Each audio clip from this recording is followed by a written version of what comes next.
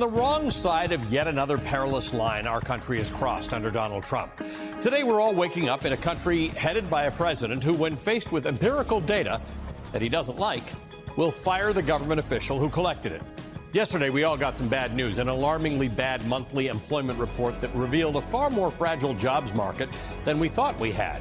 Only 73,000 net new jobs, that's new jobs created minus jobs lost, were added in July. That's a weak number. But worse were the revisions to the two previous jobs reports. May's job report was revised from 144,000 net new jobs to only 19,000. June's 147,000 net new jobs were mostly a mirage as well. Turned out to be only 14,000 jobs that were added that month. That's 258,000 fewer jobs than previously thought, which means the average for the last 3 months is 35,000. Far fewer than the 150,000 or more that are needed for job growth to keep up with population growth in this country. Now, revisions to government statistics are normal in subsequent months. It's the nature of large numbers. They happen regularly, but they almost never show this dramatic a shift. It was a bad report, there's no doubt about it, and bad particularly for a president who in political terms owns this job market and this economy, which has been roiled by the chaos of his tariffs and his trade wars. But instead of addressing the numbers and the challenge they present, the president said they were fake, and he fired the head of the department that collects them. Trump baselessly claimed the jobs numbers were rigged. He accused the fired commissioner of inflating numbers for the Biden administration and sabotaging jobs for them under this administration. Mr. President, why did you fire the head of the Bureau of Labor Statistics? Because I think our numbers were wrong. I've had issues with the numbers for a long time, but we're doing so well. I believe the numbers were phony, just like they were before the election. We need people that we can trust. We need people that we can trust. The part he didn't say was like at the FBI or the Justice Department or on the judicial bench. We need people we can trust to do what I want or need them to do or say. Trump says jobs reports were overstated during the previous presidency to prop up Joe Biden and are now being underestimated to hurt Trump. The president has zoned in on the commissioner of the Bureau of Labor Statistics being a, quote, Biden appointee, ignoring the fact that she was confirmed by the United States Senate by a vote of 86-8, 6 senators not voted. Among the 86 who voted in favor, J.D. Vance. But this is becoming a common refrain for Donald Trump. He also accuses the Fed chair, Jerome Powell, of being a Biden appointee. Jerome Powell's a Republican. Trump is the one who elevated him to the position of Fed chair himself. Yesterday also marked the president's self-imposed but often delayed deadline for reaching trade deals with countries across the world before imposing sweeping tariffs on most international goods. Back in April, Trump claimed that he had already struck 200 trade deals, despite, one, not having really done so, and two, there not being 200 countries on the planet. The number of deals before the August 1st deadline was closer to 8, although arguably you could consider the European Union, which is a single trading bloc, as 27 countries. Deals were struck with the European Union, with Indonesia, Japan, Pakistan, the Philippines, South Korea, the UK, and Vietnam. Talks are ongoing with Mexico and China. Still, this is nowhere close to 200. That was just a lie. An executive order signed by Trump late on Thursday outlined tariff rates for 69 countries, including several changes from the rates that were announced back in April on Liberation Day. Smaller countries like Lesotho and Guyana were originally hit with massive tariffs because they're poor countries that sell more to America than they buy, and as a result have large trade deficits with America. Those tariff rates have been cut. The day before, Wednesday, Trump also jacked up tariffs on Brazil to 50% for what he's calling the political persecution of former Brazilian President Jair Bolsonaro, who's on trial for attempting a coup in 2022. Trump calls that trial a witch hunt. And forget a deal with one of America's oldest and biggest trading partners, Canada. The White House is upping the ante on our neighbor to the north, announcing a 35% tariff on Canadian goods, up from 25%. Now, this is on the goods that are not included in the U.S.-Mexico-Canada trade agreement, the thing that used to be NAFTA that Trump himself renegotiated. Plus, on Wednesday, the Commerce Department said that gross domestic product, GDP, which is the largest measure of economic activity we have, increased at a 3% annual rate in the second quarter, the second 3 months of this year. Now, lots and lots of journalists jumped on that exciting top-line number, one that seems far more impressive than the first quarter's GDP increase, which was just 0.5%. But if some of those journalists had taken about 45 seconds to look under that shiny hood, they'd have found a far less impressive rebound than it initially seemed. Here's why. That upward swing in GDP growth came from a massive and fully expected decline in imports, after a massive and fully expected increase in imports in the first quarter in anticipation of tariffs. So lots of money left our economy to bring goods in before the first tariff deadlines in April. And when imports sharply dropped, the smaller resulting trade deficit boosted the GDP growth figure.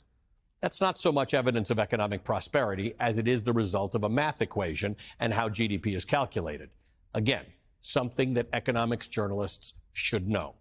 Regardless, all of this uncertainty around our tariffs is leading to some of our greatest allies and trading partners working around us, sometimes literally. In fact, a few days ago, it was reported that Canada and Mexico are working on a, quote, Northern Corridor Agreement, a $120 billion investment to create easier trade between Mexico and Canada without involving the United States.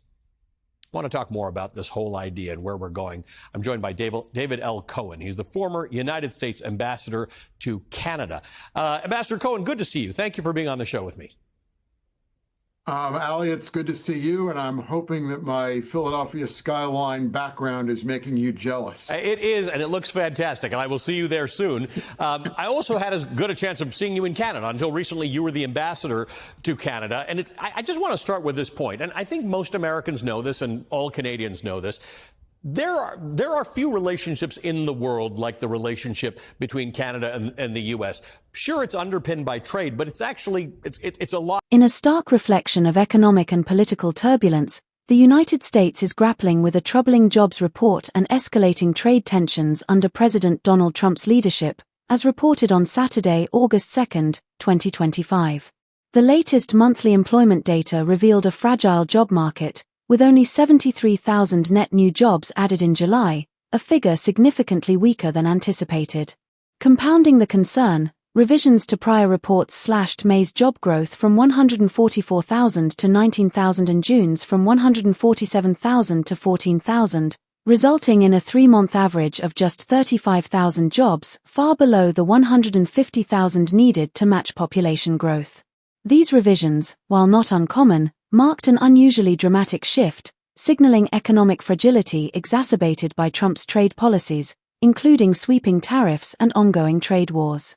Rather than addressing the economic challenges head-on, Trump dismissed the jobs report as fake and fired the head of the Bureau of Labor Statistics, BLS, baselessly accusing the commissioner, a Biden appointee confirmed by an 86-8 Senate vote, including support from Senator J.D. Vance, of rigging numbers to favor the previous administration. Trump's claim that job figures were inflated under Biden and now understated to undermine his presidency echoes his broader pattern of questioning institutional integrity, including similar accusations against Federal Reserve Chair Jerome Powell, whom Trump himself appointed. This move underscores a growing narrative of distrust in government data and officials, with Trump emphasizing the need for loyalists who align with his directives. On the trade front, Trump's self-imposed August 1 deadline for securing global trade deals fell far short of his earlier claim of striking 200 agreements, a figure impossible given there are fewer than 200 countries. Only 8 deals materialized, including with the European Union, Indonesia, Japan, Pakistan, the Philippines, South Korea, the UK, and Vietnam, with talks ongoing with Mexico and China. A late Thursday executive order outlined tariffs on 69 countries, adjusting rates from April's announcements. Notably, tariffs on smaller nations like Lesotho and Guyana were reduced, while Brazil faced a steep 50% tariff, which Trump linked to the political persecution of former Brazilian President Jair Bolsonaro, currently on trial for an attempted coup in 2022. Canada, a key U.S. ally, saw tariffs on non-USMCA goods rise from 25% to 35%, straining a historically deep relationship rooted in trade, defense, and shared democratic values. The economic narrative is further complicated by a reported 3% GDP growth in the second quarter, a rebound from the first quarter's 0.5%.